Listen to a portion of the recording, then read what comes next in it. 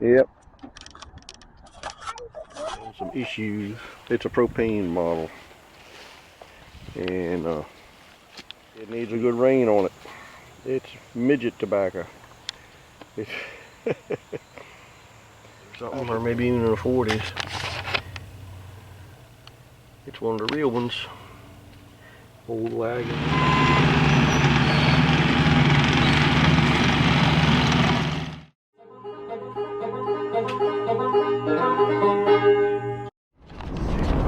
Hey, I am traveling up to the fairgrounds to look at the pulling track.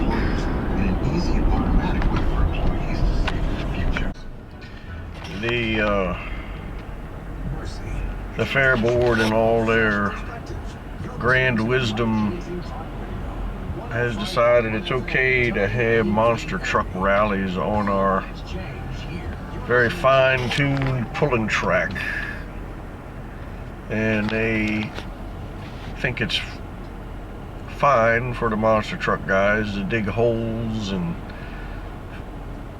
fill them with gravel and dirt and rocks and all kinds of foreign matter, and then just leave a terrible mess, and the track is totally ruined. So we let the fair board know that it was not appreciated, since we have a 40-year relationship with the fair and have taken care of the track and maintained it and kept it in good shape for pulling, not just for our events, for other pulling events also. The horse pull, the mini rods, the garden tractor pull. Whereas these monster truck guys have basically destroyed the track. I feel urged to use the term, they raped the track. It just destroyed it. There's big rocks that are 10 inches around in there. I mean, sharp edged ones and stuff. So I'm going up there, and the guys from the monster truck show are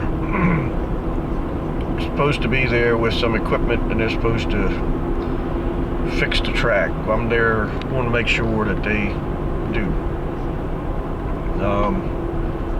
I don't know why on earth the fair board would do something so idiotic as to allow someone to take and destroy that track. I mean, I really don't know. Dave Stockett is the one that brought all the good clay in there. He found a vein of really, really great clay somewhere 40 some odd years ago, and brought, I don't know how many loads, dump truck loads in there, and built that track, and it's been a very good track. And in just a couple of years, they're having these stupid monster truck rallies there. It's going to destroy it, and because it just is senseless. It really is. All right, I'm going to hop down off my soapbox now. I get a nosebleed being up so high on that there soapbox if I stay there too long. So I'm hopping down now. But I meant everything I said. That is not the official view of the Anne Arundel County Antique Tractor Club. It is my personal view. But it ought to be the view of the club. Anyway, I'm cutting it off till I get there. See you. There were 15 what he calls satellite. I am here, and they are not.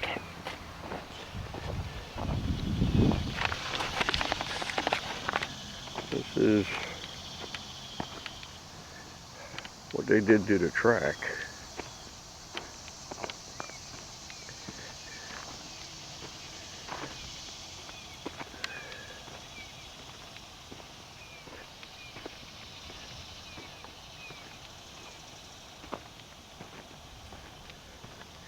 They really messed things up royally, didn't they?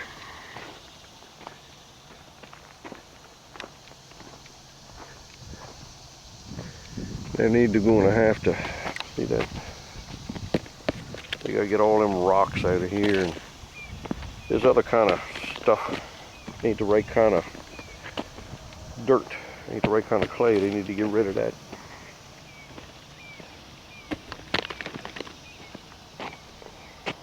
Yep. Gets worse as you go down.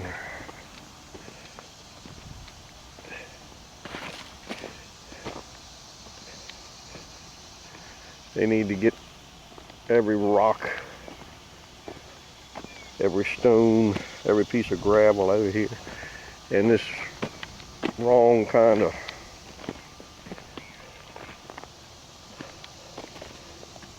clay, or whatever it is, they need to get rid of that too. Yep.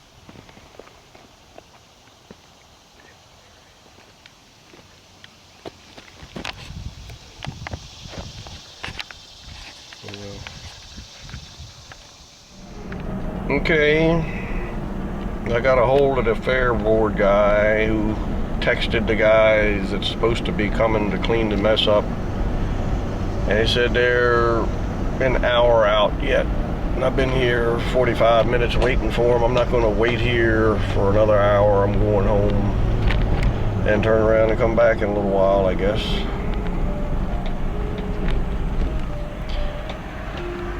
Because, you know, my time ain't worth anything to anybody, so it's not used to them telling me not to come till 1:30 or something.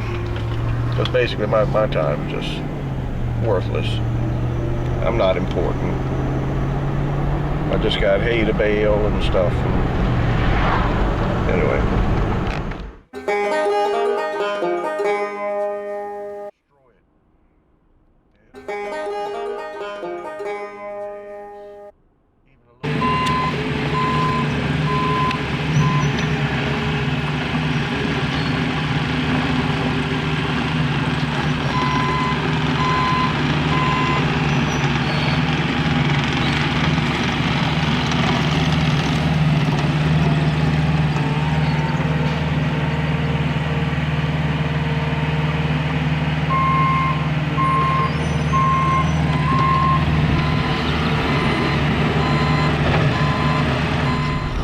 Well, I think they're going to do the best they can do. If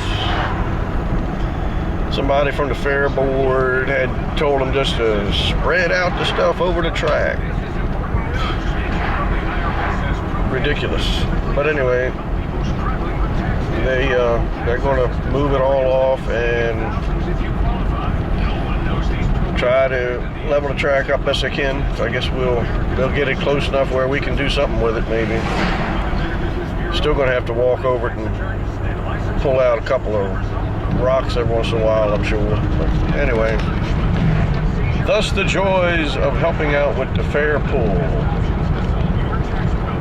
I gotta go bale hay. See ya.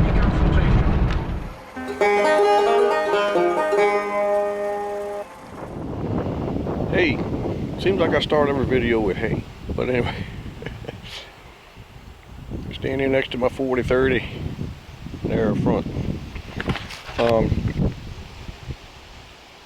Update on the cutter. I've cut about 20 acres with it, maybe a little more. And other than the fact that the bottom of it is leaking like a sieve. It's that crack when I did some welding on it back in the late winter, early spring.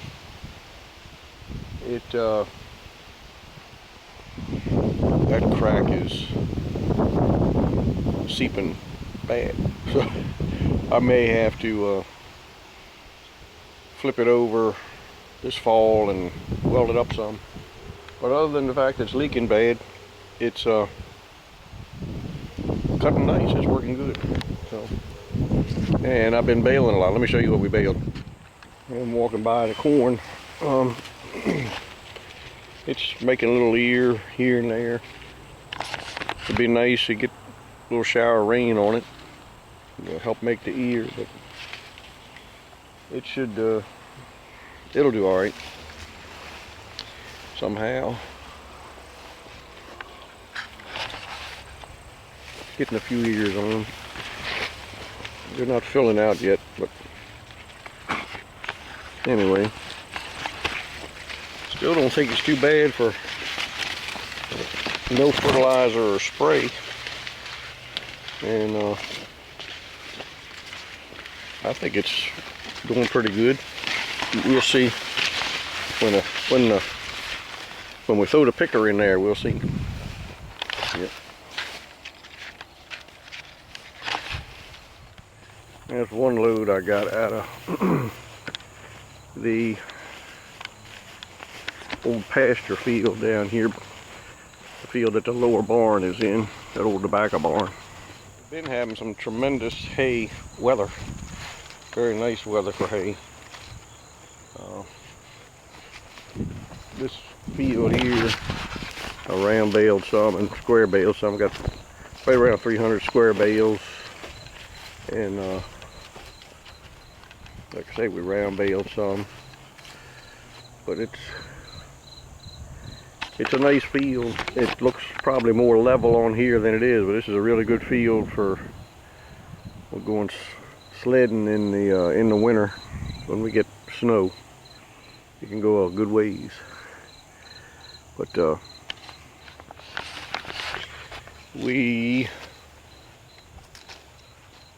think are going to have enough hay. I think I'll have enough hay. I'm probably going to put a little bit of silage in the silo. I didn't do any last year, believe it or not, but I'll probably put a little in there this year to help feed the stock that I'm keeping. Not keeping a whole lot, but keeping a fair amount. So, hey, look at my tobacco. It needs a good rain on it. It's midget tobacco. I should carry some water to it, but I don't care. I guess it'll come out all right. It's nothing compared to other crops I've had. I'm looking down there. I don't even see where the I don't see where the flowers. There's a lot. It's supposed to do a lot more growing before it tops out. So maybe later in the fall we'll get some rain and it'll really grow. We'll see. Anyway, I had to spray the aphids. There was some aphids on them. Don't know if I could. Yeah, it's had, you can see I sprayed them. I guess it killed them. I hate to spray because the spray will kill the beneficial bugs too, but we got had to spray the aphids. Usually spray with orethine, but I was plumb out of orethine. Had some other stuff, killed them. I'll just tell you as I'm walking back up to the barn, the last Saturday, the Anne Arundel County Young Farmers sponsored their annual Blessing of the Harvesters event, and I thought, wow, that's a great opportunity for me to do a really neat video. Well, guess what? The only camera I had was my stupid emergency spare, and because I let the kids take the other one to a pool, and it didn't work out too good. I hardly got any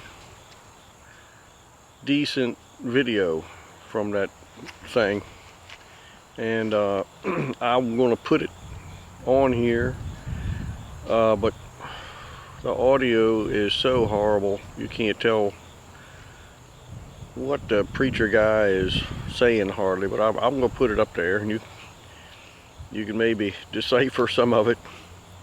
But anyhow, I really missed a lot of good footage because that other camera works a little bit differently, and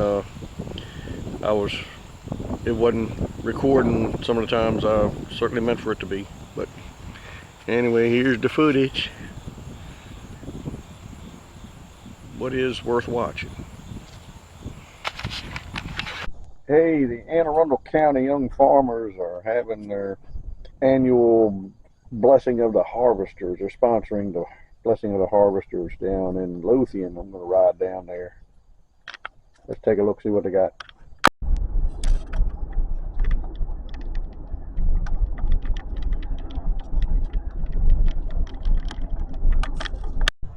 Looks like there's a bunch of equipment here anyway.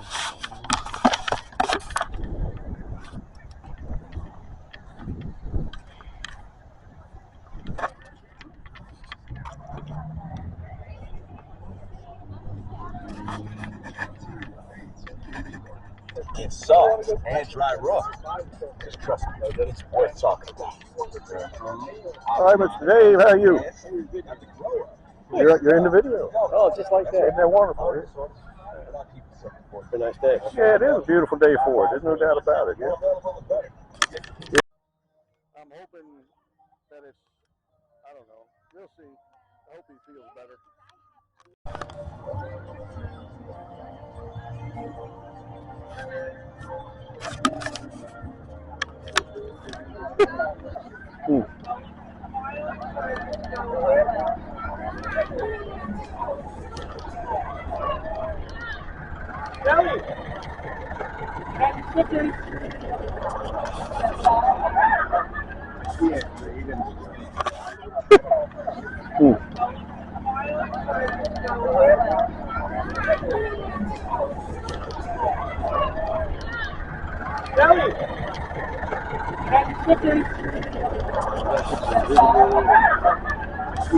The goings on down here.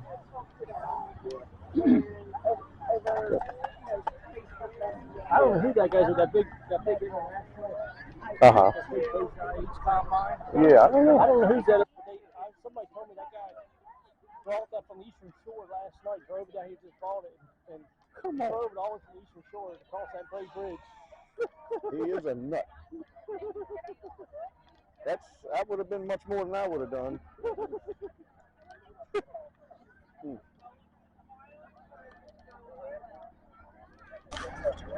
I got him on film now. He can't run, he can't hide.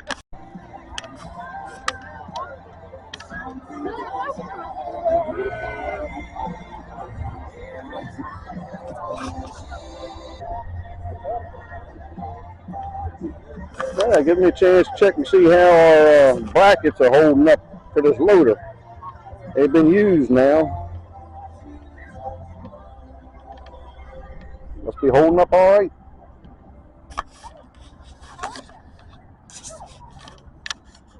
All right. Again, till you make your way over here, we're going to start the blessing, please. Everybody can tell everybody in the tents, please. Come on over. Today, it's a great, beautiful day. Couldn't ask for better weather. I mean, really.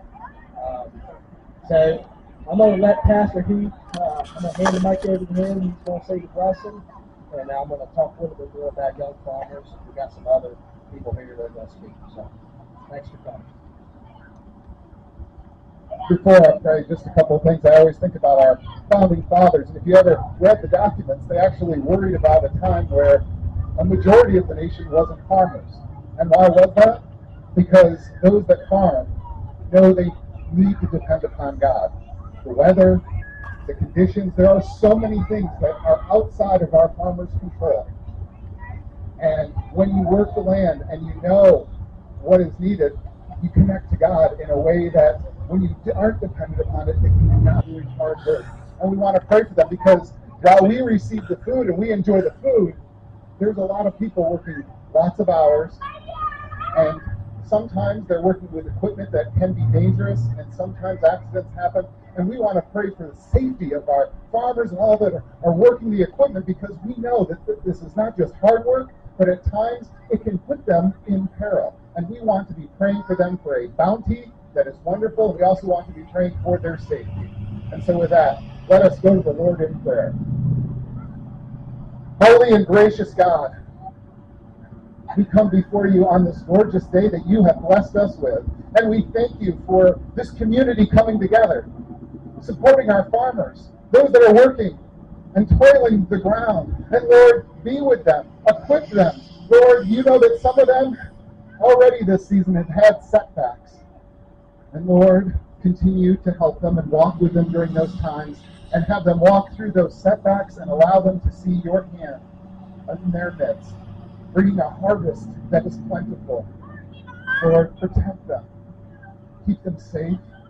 Lord, give them special moments with their loved ones. You know that many of them, from the moment they get up until when they get to bed, they are busy working on the farm. And Lord, let the family still have time to have meals, to laugh together, to gather around together. Like this day, let this be a blessed day where the farming community has taken a little time to come together to support one another and to remind our community of how important and valuable they are. And Lord, let everybody in this community pray for our farmers. Let them offer grace when they're behind equipment that's on road. Let them not get in moments of fits, but instead, every time that they're in a little slowdown behind equipment, Lord, let them be in prayer for the equipment that is before them, for all the work that is being done, for the harvest that it is providing. Lord, be with our farmers and let them know that this community cares for them. And on those hard days, let them see that at work. Let there be little angels, little messages from this community that lift them up and support them and their families. Lord, we offer this harvesting season to you. We trust that you be in the lives of all those that are working the farms. Bless this equipment. Bless all the equipment on all the farms. And Lord, let your love and grace reign. Give them the strength they need and the peace they need in this season. And let them be able to celebrate when the harvest is complete. We pray this in your holy and precious name. Amen. Thank you, Pastor. I appreciate it. So,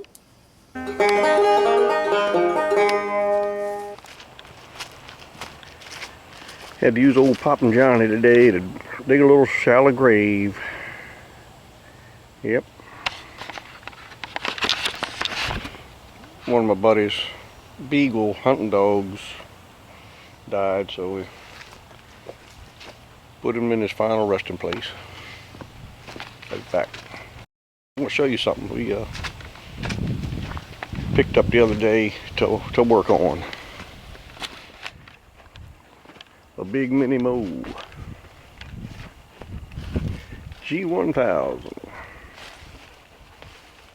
Yeah, we work on it from time to time for the folks. It's from up a park, Kinder Farm Park. We've had one of the heads off and I think we had to get another head put on there because this one was having some issues. It's a propane model and neat tractor. The guy that donated it to the park there, he owned a auto body shop, and I guess he had some maroon paint left over, so that's why he painted this thing where it should be brown. He painted it maroon because he had some free paint, I guess. Anyway, still a nice tractor. We had to have it brought down because this needs to be rebuilt. It's not functioning right now. Whatever that's called, a regulator. Yep. So anyhow, always like Molines, they're pretty cool. So anyway,